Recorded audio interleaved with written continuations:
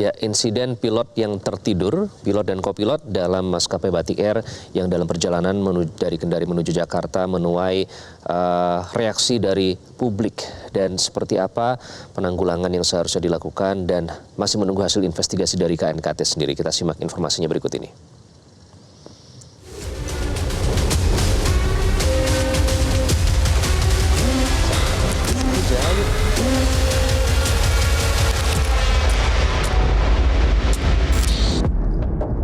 Dunia penerbangan Indonesia cukup dikejutkan dengan kasus pilot dan kopilot Batik Air yang tidur dalam waktu bersamaan selama sekitar 28 menit saat terbang dari Kendari menuju Jakarta.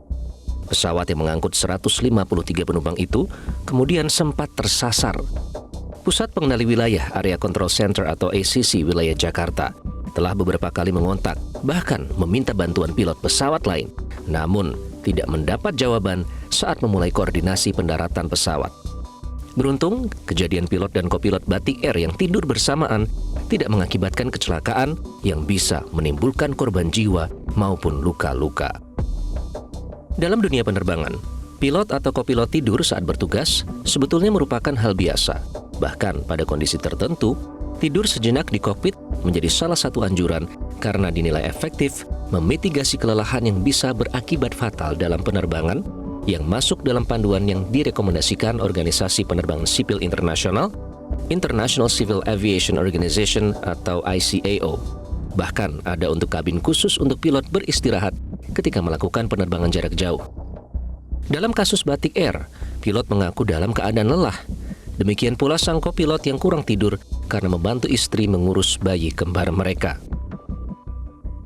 Kejadian tersebut membuat Kementerian Perhubungan melayangkan teguran keras kepada manajemen Batik Air. Pihak maskapai juga membebas tugaskan sementara pilot yang bertugas pada penerbangan Kendari Jakarta pada 25 Januari lalu. Corporate Communication Strategic of Batik Air, Danang Mandala menjelaskan, keputusan tersebut sebagai bentuk keseriusan perusahaan terhadap pentingnya aspek keselamatan dan menjalankan investigasi yang menyeluruh. Kelelahan pada kru pesawat, khususnya pilot dan kopilot, bisa jadi telah menjadi masalah sistemik di industri penerbangan nasional. KNKT menemukan ketiadaan panduan atau prosedur rinci dari daftar periksa pribadi di Batik Air yang mencakup penyakit, pengobatan, stres, alkohol, kelelahan, dan emosi. Investigasi KNKT memang tidak meliputi maskapai-maskapai lain. Namun, insiden pilot dan kopilot Batik Air bukanlah yang pertama di dunia.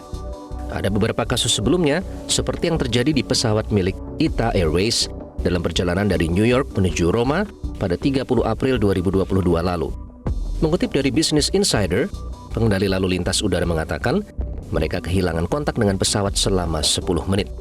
Kemudian insiden Ethiopian Airlines yang kebablasan mendarat di Bandara Addis Ababa Bole pada Agustus 2022 lalu. Dan kemudian diketahui bahwa kedua pilot yang menerbangkan pesawat dari Sudan menuju Ethiopia itu tertidur dan sempat hilang kontak dengan pengendali lalu lintas udara bandara selama 25 menit. Insiden Batik Air haruslah menjadi peringatan untuk selalu menjunjung keselamatan transportasi. Terlebih, sebentar lagi momen mudik Lebaran 2024 dan Lebaran tahun ini diproyeksikan membuat penumpang angkutan udara, baik domestik maupun internasional, naik 12% dibandingkan dengan musim Lebaran 2023 atau naik hingga menjadi 4,4 juta penumpang. Satu nyawa saja sudah terlalu mahal untuk dipertaruhkan oleh pengemudi yang kurang tidur, sakit, ataupun mabuk. Jelajahi cara baru mendapatkan informasi. Download Metro TV Extend sekarang.